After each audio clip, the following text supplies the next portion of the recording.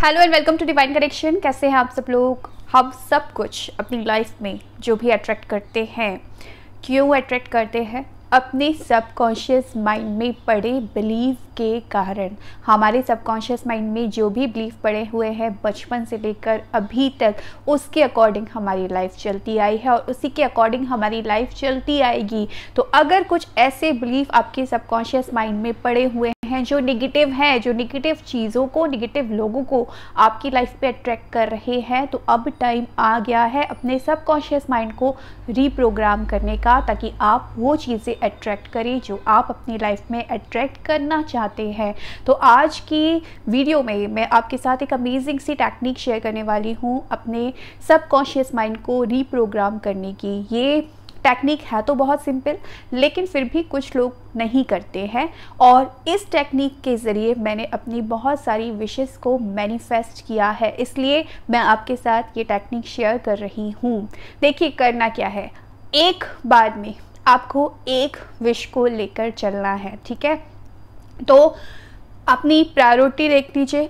अभी आप अपनी लाइफ में क्या चीज़ चाहते हैं? आपका स्पेसिफिक पर्सन हो सकता है, आपका सोलमेट आप मैनिफेस्ट करना चाहते हैं, जॉब मैनिफेस्ट करना चाहते हैं, बहुत अच्छी हेल्थ मैनिफेस्ट करना चाहते हैं, ब्यूटीफुल स्किन मैनिफेस्ट करना चाहते हैं, घर को मैनिफेस्ट करना चाहते हैं, या मनी मैनिफेस्ट करना चाहते हैं, या जो भी आप अपनी लाइफ में आपकी जो भी विश है, आप जो भी मैनिफेस्ट करना चाहते हो, ठीक है? तो उस विश से रिलेटेड एफर्मेशंस तैयार कर लीजिए। बेस्ट एफर्मेशन कोई भी यूट्यूब चैनल ले लीजिए जहाँ पर आप ट्रस्ट कर सके, या फिर किसी से कंसल्ट कर लीजिए, या फिर कोई अच्छी बुक जहाँ पर एफर्मेशंस आपको मिल जाए।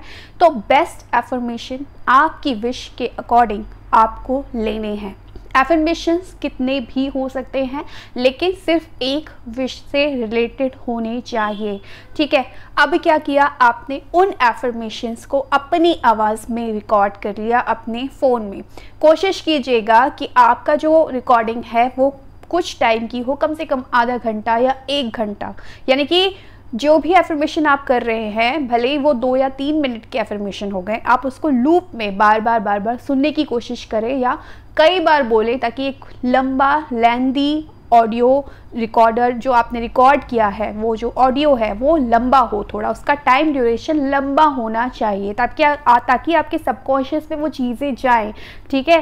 तो अब क्या करना है आपको कि जब भी आप सोते हैं या फिर जब भी आप एक हिप्नोटिक स्टेट में जाते, कई बार होता है हम अपनी पूरे अगर डे को देखें तो बहुत बार होता है हम एक हिप्नोटिक स्टेट में जाते हैं, या एक नींद, एक उबासी, मदहोशी, कुछ भी कह लीजिए, ठीक है? बीच में अगर आप नैप भी लेते हैं 15 मिनट का, 20 मिनट का या आधे घंटे का, तब भी आपको ये चीज़ करनी है, रात में सोते वक्त करनी है, सुबह उठते साथ करनी है, तब भी एक नींद वाली स्थिति रहती है आपकी। तो जब भी हिप्नोटिक स्टेट आपका आता है, आपको ईयरफोन या हेडफोन अपने कान में लगाने हैं, उस ऑडियो को जो रिकॉर्ड आपने किया है उसको लूप में बार बार सुनना है।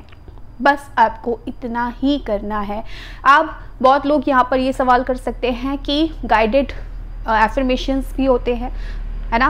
बहुत सारे यूट्यूब चैनल पे होंगे, मेरे यूट्यूब चैनल पर भी है, तो उनको क्यों ना सुन ले? अपनी आवाज़ में रिकॉर्ड करने की क्या ज़रूरत है? पहली चीज़, मैंने इस तरीके से बहुत चीज़ मैनिफेस्ट की है।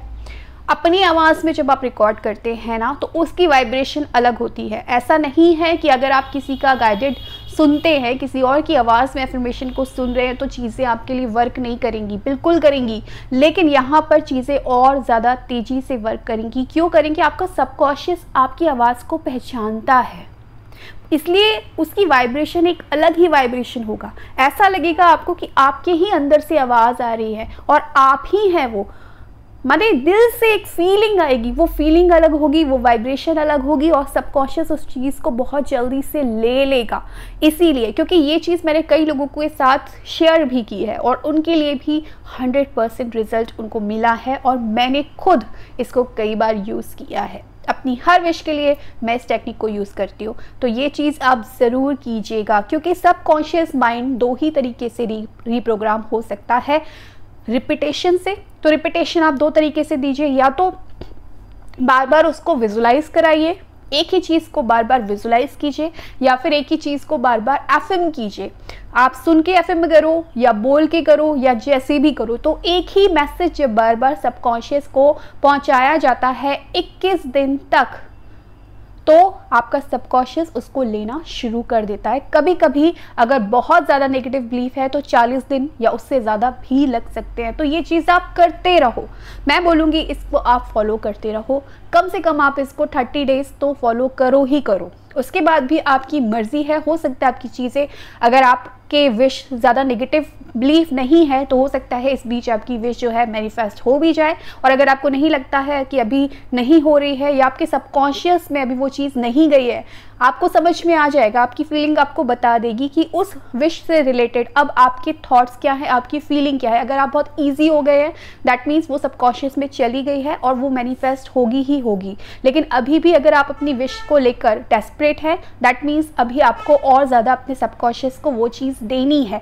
तो इस चीज़ को फिर आप और ज़्यादा दिन तक कर सकते हैं।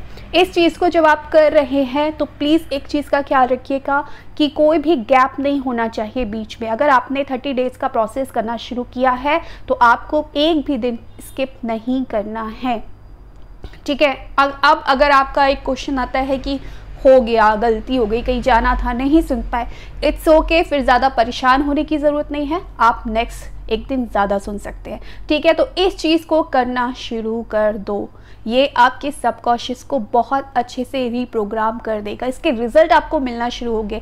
सबसे पहले तो आपकी विश से रिलेटेड डेस्परेशन हट जाएगी, और जब आपके लिए वो चीज़ ईजी हो जाएगी तो बहुत ही ईजिली आपकी लाइफ में वो चीज़ मैनिफेस्ट भी हो जाएगी। So thank you so much for watching my video, bye.